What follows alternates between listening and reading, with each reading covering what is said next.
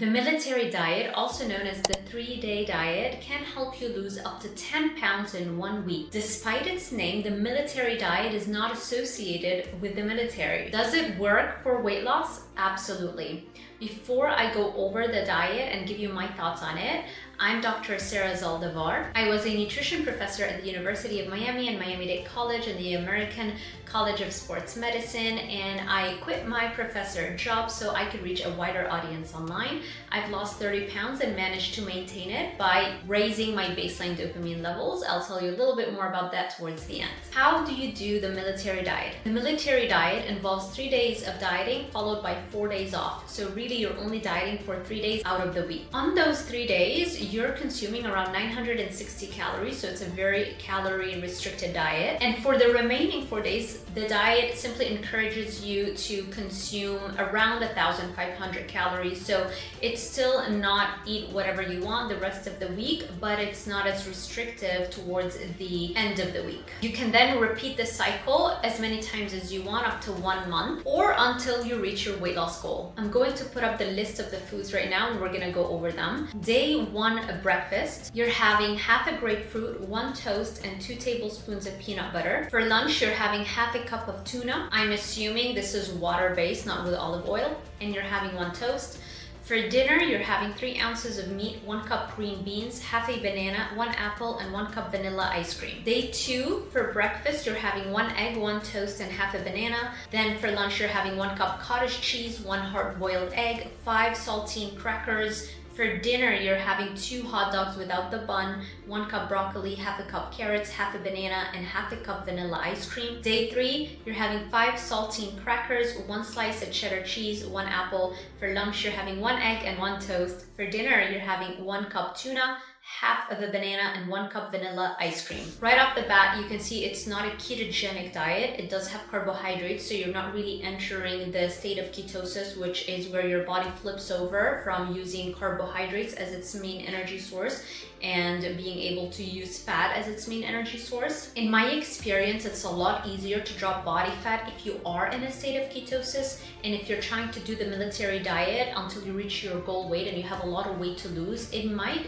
feel a little bit harder to stick to in the long term. If you're interested in learning more about how to enter that state of ketosis, I'll send you a free guide called the 30-Day Carnivore Diet Challenge Guide. It's a type of a ketogenic diet, and it allows you to experience the state of fat burning, or the state of being in ketosis, where your body is mainly running on your own body fat stores. You can get that guide for free when you sign up to my newsletter at DrZALDIVAR.com/newsletter. If you input the macros of this diet onto a fitness tracker like MyFitnessPal, it's going to show you that it's around 43% carbohydrates, 26% protein, and 31% fat. You're only getting 70 grams of protein, which is not too low, but if you consistently get only 70 grams of protein a day over a long period of time, it's harder to maintain that muscle mass, again, especially if you're doing it as a long-term strategy. I am not a fan of very low protein intakes for extended periods of time, because if you lose muscle while you're losing weight, then at the end of the diet, your metabolism is going to slow down, and then we're going to have to implement a reverse dieting phase. This is why I wrote my guide, SUPERBREED Metabolism, to help a lot of people who have been damaged metabolically from dieting without understanding this metabolic slowdown that occurs as a consequence of dieting. You don't have to be keto or carnivore to do that reverse dieting phase, but if you are keto or carnivore, in my experience working with my clients, I find that their metabolism really speeds up a lot faster when we're doing keto or specifically carnivore.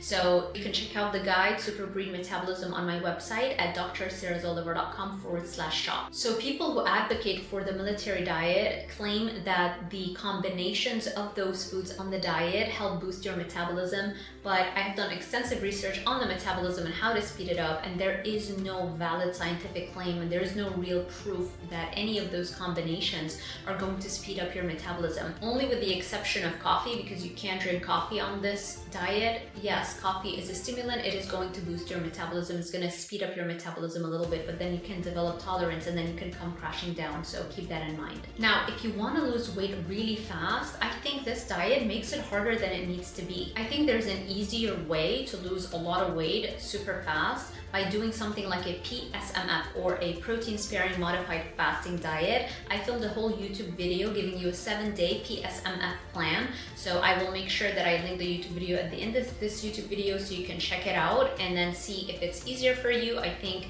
it will help you lose weight even faster than this diet and without feeling as restricted, especially when it comes to the volume of foods, because on this diet, you're really eating very minimal amounts of foods. Also, a red flag is that they are including ice cream on this diet. And so a lot of people struggle with cravings. This is the #1 reason why people can't stick to a diet for a long period of time. And so if you're constantly including small amounts of very delicious foods like ice cream, that can drag your baseline dopamine levels really low, and that can trigger cravings. I personally steer clear from anything that's going to drag my baseline dopamine levels, because the reason I was able to lose those 30 pounds and maintain them is because I worked on raising my baseline dopamine levels. And I don't want to undo the work that I did to raise my baseline dopamine levels by dragging it down and eating things like ice cream, for example. Given that only 5% of people are able to lose weight and then maintain that weight loss, I know that raising baseline dopamine levels works because I've been able to maintain those 30 pounds for an extended period of time, for years now. All right, I hope this was helpful. If you want more individualized support, you can check us out at DrZaldivar.com/coaching for one-on-one coaching. And I just launched a new budget-friendly coaching tier